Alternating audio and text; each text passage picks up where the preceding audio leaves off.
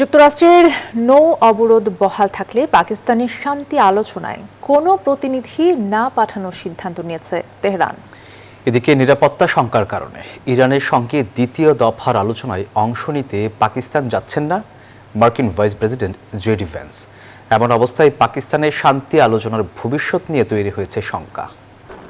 নিজেদের অবস্থানে অনড় রয়েছে ইরান। হরমুজ প্রণালীতে অবরোধ না তুললে পাকিস্তানে প্রতিনিধি দল পাঠাবে না বলে সাফ জানিয়ে দিয়েছে তেহরান।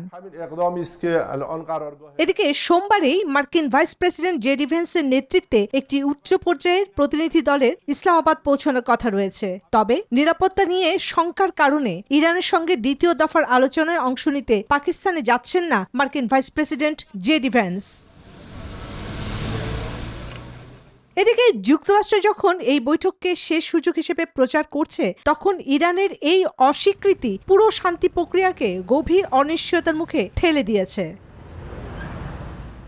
এমতাবস্থায় চুক্তি ব্যর্থ হলে পুরো ইরান উড়িয়ে দেওয়ার হুমকি দিয়েছেন ট্রাম্প। আর পাল্টা ব্যবস্থা হিসাবে ইরানও তাদের সেনাদের আঙ্গুল ট্রিগারে রাখার নির্দেশ দিয়েছে। চন্দ্রানী চন্দ্রা, নিউজ 24।